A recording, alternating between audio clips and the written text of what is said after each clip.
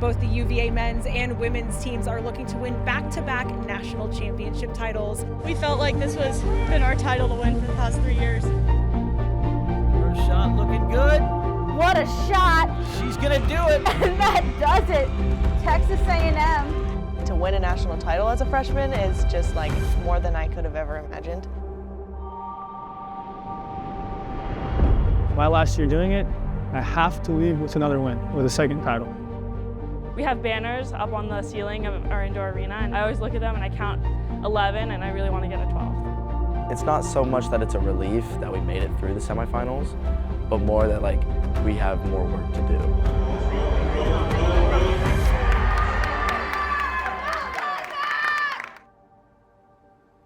Sports fans want the storylines because sports fans, like people in general that like entertainment, love drama, right?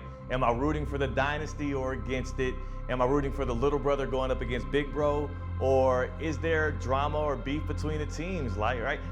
Conflict creates a little bit more interest, and if you don't have a dog in the fight, and naturally when it's a national title game, there's only so many people that can make that final match, you want a reason to root for one side or the other. So when my favorite teams aren't playing, give me a little drama and conflict too. That'll get me invested. In college football, everything culminates in the college football national championship that goes through the CFB playoffs. Well, in polo, we have the National Intercollegiate Polo Championship, and the stakes are just as high. The players want it just as much, and you see that pouring through the screen when you tap in on ESPN. There they are, the Texas A&M, your winners of the Women's D1 National Intercollegiate Championship. The thing with this team, like we support each other, and I don't want to win this with anybody else. What is this like to avenge last year's loss? We came out and we just said we were just going to play for fun and have fun, and I think that really worked for us today. UNT back to back! We worked so hard for this moment, and I mean, it's amazing. Words can't describe how I feel right now. Well, the National Intercollegiate Championship is the pinnacle of collegiate polo in the United States. It's the equivalent of NCAA football national title, just not as renowned or as big, as well known. But for us polo players in America, it is the top of the world, is winning a National Intercollegiate Championship. It's the biggest stage in intercollegiate polo. I mean, teams work the entire season. They play in multiple tournaments throughout the season, whether it's the men's division or the women's division, just to be in contention for a national title. You know, some of them, of course, they want to make it to the final, but if they even just have the opportunity to make it to the quarterfinals, it's a big deal to be at the National Intercollegiate Championships at the end of the day. Everyone strives to win the collegiate trophy. It's a goal of everybody. I mean, especially at a collegiate level where it's one of the most competitive levels of polo for youth players, I'd say. It's just something everyone strives to win and to be their best at.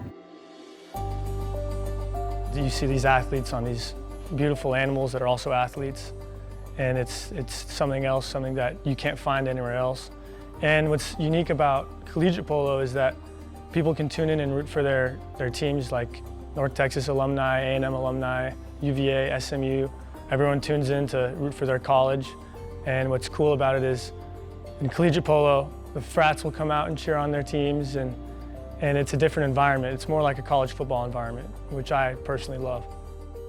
This is an athlete that is at the height of their game, at the top of collegiate athletics, but they're not used to winning at a high level yet, right? They're not like the pros who have been doing it for decades and they're a little worn down from it. So that energy that they give, the elation when the final whistle is blown and whatnot, it's more raw, it's more packed with emotion, and it's more relatable to the everyday common fan. It's a special moment just because of how hard these teams work throughout the year to be able to get to this point. Polo isn't just a sport, it's a lifestyle for these collegiate athletes because they're not only going to school just like every other college athlete is doing, you know, of course they have to get their work done, but they are coming to the barn every single day. They're taking care of the horses, they're feeding the horses, they're leading their own practices, and at the end of the day, it's all to put themselves in contention for a national title. I bleed green, I'm a UNT alumni, and I brought them 2 championships, and it's a big honor to be on that trophy for the rest of history. The National Intercollegiate Championship has been around for over 100 years. You had teams like Princeton, Yale, Harvard, who all won national titles in the 1920s. But intercollegiate polo has grown tremendously over the past few decades. And now you have Division I and Division II programs that compete for a national title. It doesn't matter your background, as long as you're determined and are driven to be the best, you can be the best. There's a women's division and men's division, and some of the best teams in the world are some of the most prestigious schools in the world, like UVA, SMU, A&M, UNT. There's 3 people on each team. There's typically only 1 umpire in the arena, and it's typically the size of a football field. Getting to hit a ball at full speed is amazing, and the team aspect of it is really great to play with teammates that back you, and just running down the field on a horse is an amazing feeling. For a program to be student run, it means that our club and the students that are on the team basically run the program, and it's really unique because there's no other sport like that. They usually have the university helping them, and we have an advisor that helps us with paperwork and all that, but it's kind of like a mini job, and we have all come together to create that and work with the horses by taking care of them. It's one thing to be able to go out there and perform your best on horses that you know and are very comfortable with, but it's something else to be able to ride animals that you don't know, you've never ridden before, and go out there and play your best.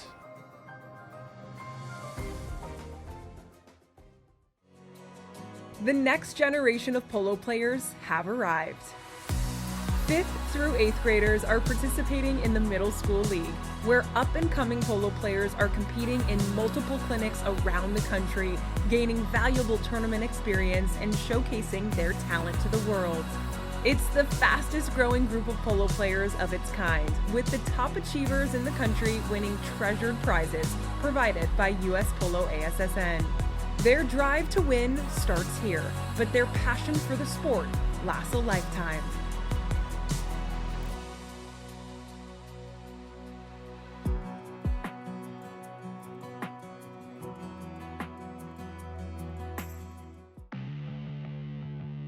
People are drawn to polo for different reasons. Like for me, it's the in-arena experience, like being there, being so close to the action, seeing how magnificent and just majestic the horses are up close and personal. And there's an extra dimension to this sport that I don't even have to say, like the athletes are horses.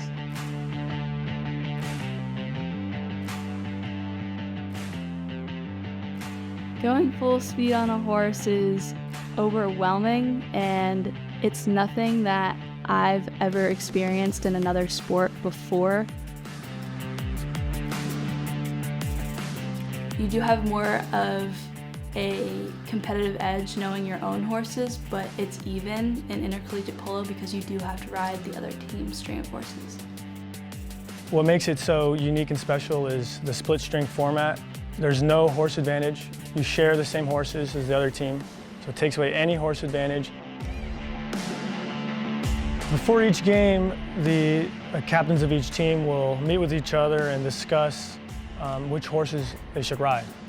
And it's very important to do this, or else you're going to go out there and you're going to be put on horses that you don't know what they're like, you have no idea how they're going to play, what their style is. Horse, but he's handy too. Does he have speed? It's kind of I would say, a thing of respect. It's like, okay, your horses are this and our horses are that, let's trade notes about them.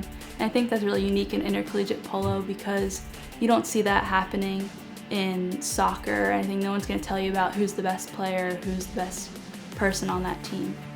They are literally having to figure out these horses right there in the moment as they're competing for a national title. I mean, there is no other sport that challenges athletes the way that it challenges polo players. They are meeting the horse for the first time, and then they're having to go out there and figure out its strengths and its weaknesses and work with them to get the best out of them in order to win the highest prize in intercollegiate polo. Getting on a new horse you've never been on, it teaches you to get on the horse, move the horse, not be afraid. You can't be nervous. You have to let the horse know that, I'm a good rider, I know what I'm doing, and you have to figure out the horse's pros and cons, figure out how fast they are, how they turn. There's a lot that goes into getting on a new horse that you've never been on before. And it takes a lot of mental toughness and experience to succeed on a fresh horse that you've never ridden.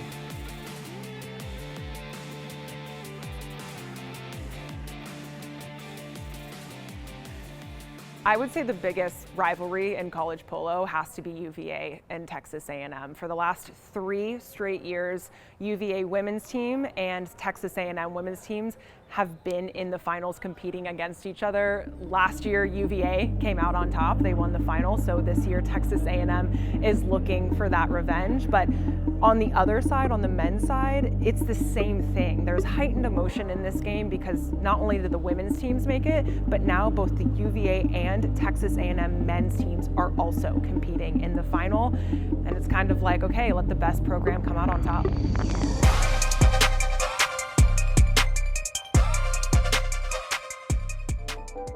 Good sportsmanship is about respect. Respecting your team, respecting your opponent, respecting the game. And now it's about respecting the environment. US Polo ASSN and 4Ocean are working together to keep our oceans clean. Discover how you can play your part at uspoloassnglobal.com/4Ocean. On our 135th anniversary, we celebrate the strong bonds formed between the horses, players, and fans of the game. Bonds that enable us to play the sport we are born to play. The speed, the energy, the competition, the crowd, and the tradition. We were born for this. US Polo ASSN, born to play.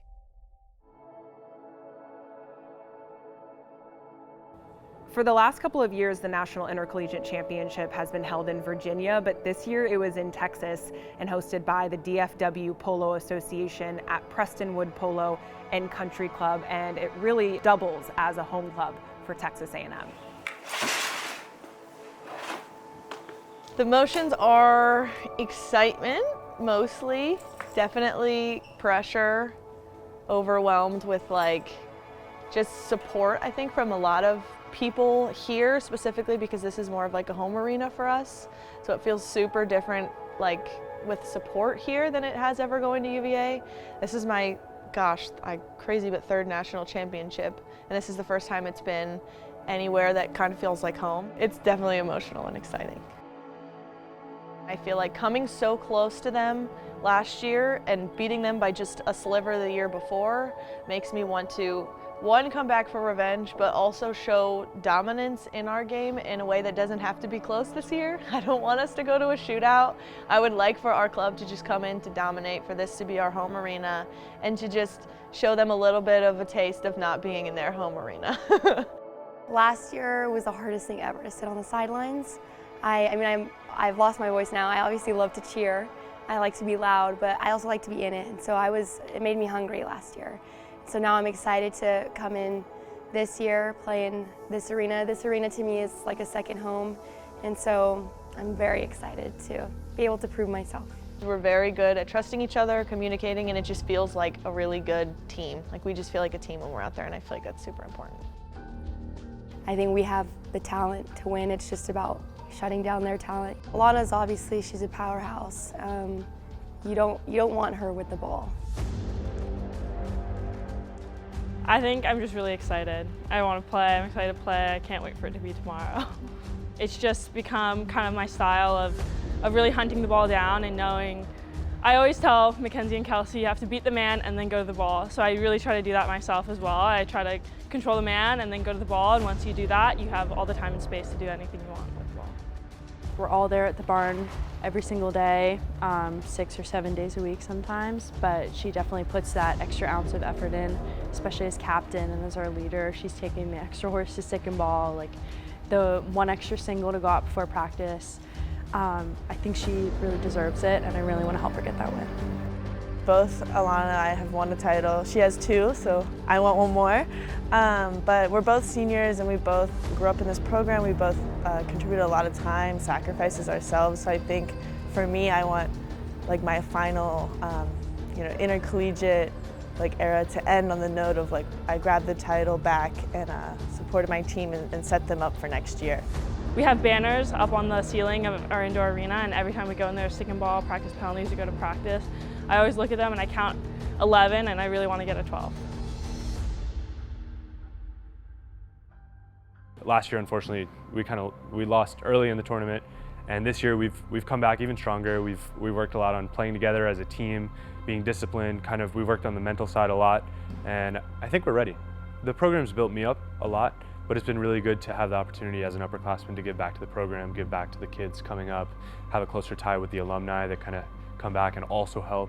And it's a whole thing of building UVA Polo year after year, always making it better. I mean, Vlad's been so supportive. He's really been the anchor for the team. He really guides the set plays. He plays in the back. He and Gaston switch a lot. I usually sort of play more of a number 2 role where I'm trying to make space for him, just being the scrappy plays, make it more difficult for the other team. They're a 3-man team, so everybody's a strong player. You can't leave anybody loose at any time. I think that's the biggest thing. And then they're super tricky with the ball. They're good with their set plays. I think it's just playing man-to-man and just not losing them in the transitions. That's going to make the difference. You're playing against some of your best friends and your rivals, and you know how they play, they know how you play. It's kind of no surprises. You go out, you have fun, and the better team wins.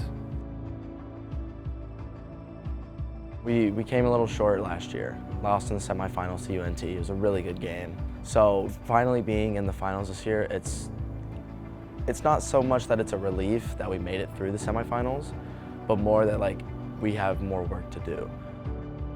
Now we're just here to finish the job. I have never won a high school or college national championship, and I think we're changing from cheering for our fellow girls on Sunday to having them cheer for us. And they're also here, so we'll be cheering for them anyways, but I really, really want to finish the job, and finally we're here.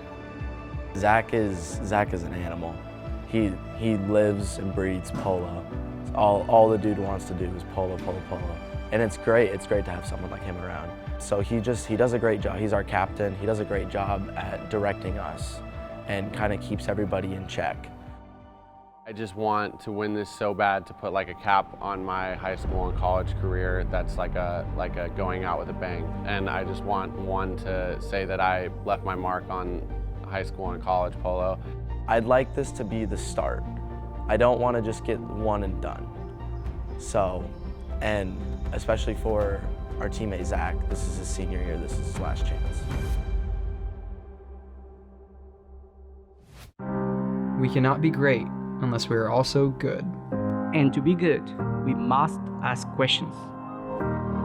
What can we do to strengthen our democracy? Can we invent technology that improves lives around the world? How do we conserve natural resources? Because when we ask great questions, we strive not just for excellence, but excellence for a purpose. To advance the greater good.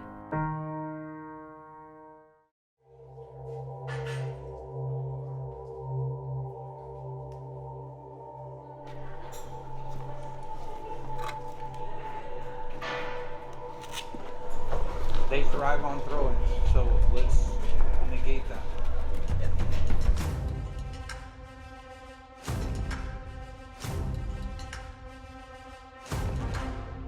Little centering shot picked up nicely by Francesca. Francesca ridden hard by Mackenzie Craig. Francesca shooting nice for goal. And now Alana. Alana's looking for the next shot. Comes off her own horse's leg, just not early enough. And who's coming down with it? Looks like Josie. Josie Dorsey trying to finish it. And Nice touch. Nice touch. So Texas A&M gets this throw in. Big neck shot by Josie. It could go for 2, but it's going to go wide to the left. A little flip shot. Holy moly. Good job. Beautiful shot.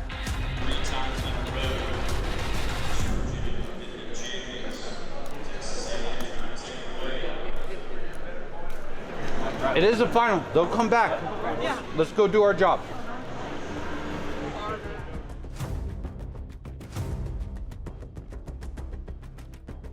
Ball sitting out in front. Who's the first? It's nice back shot by Mackenzie. Alana by herself. Oh, nice beautiful. Shot. Beautiful. It's a good job by Alana. So now 1-goal ball game. Kelsey comes up with the ball, Good gets the move. rebound, and sends it down. Kelsey midfield now. Stroking the ball Great towards shot. goal. This is going for two. Two-pointer. We're tied up. Tied up. Mackenzie Craig gets in there. Now Olivia Reynolds. She needs to shoot while she's got space. Good shot. Well done. Texas A&M just now going up by 1. Back shot there now. Francesca Pellhaber. She digs it out of that pack. Francesca. Oh, look at that shot. So that will be. So congratulations to Texas A&M, our 2025 Division I National Intercollegiate Champions for the women's division. I think our biggest success as a team this year was trusting each other. We absolutely knew that when we sat down at halftime, they would be coming back in the second half. It's just the way these national titles games go, and it's the way my last 2 games have gone. My freshman year, we came back. My sophomore year, they came back. And this year, they tried to come back, and we just had them shut up.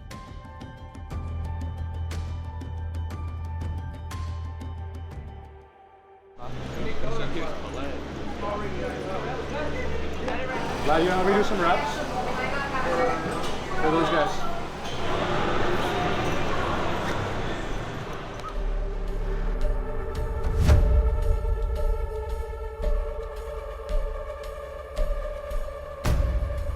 Will, once again, this time he's going to just keep it with himself.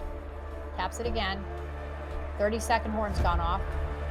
Tries to drag it forward. Vlad's just trying to hit goal. Once again, very patient. Yep. Texas A&M with a 2-goal lead now, 6-4. Comes off of Aiden Meeker's horse, and nicely done by Vlad. He picks up the rebound. That could be it. That could, yeah. We're tied up at 6 apiece. Boy, what a great job. So Zach Coleman ties it up. Yeah. Ties it up with a penalty Yeah. too. We got 12-12 to score. Word's wrong. Yeah, there we go. It's Vlad. There's our replay. Vlad, and that's going to be Nice whether shot. it's 2. Oh, That's wow. 2. Nice shot. Nice. Absolutely. Beautiful shot.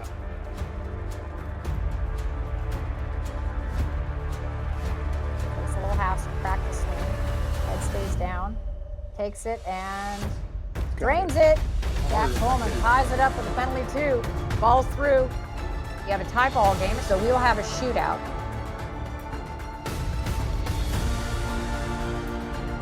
Oh, man. Good one. Sweet pros. Wide right.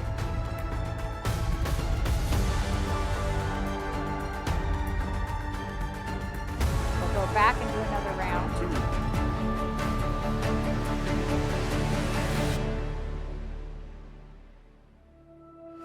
That's it.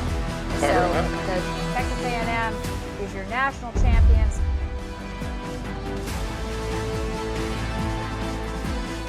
We got the job finished. We had a rough game. It was a all-out war the whole time, but I wouldn't change anything for a second. And I'm so proud of these boys. It means everything. They asked me like, what would I give up to win a national championship, and I told them, what haven't I given up? Literally, like they're always joking with me because I'm like the least at class and everything because I'm too busy like coordinating games and everything. And I'm like, I'm so glad that all my hard work like did not go to waste. You know, as a college student, you know, you think you've got all this stuff to do all the time, but with Polo, that's our concentration 100% of the time. It's, you know, where can we play, what can we do so we can make it to that nationals confident that we've done everything that we can. All of our hard work paid off, and I think that's what makes all of this so worth it at the end of the day, is that day in and day out, we put in all the work that we could, and it showed today that we sweat.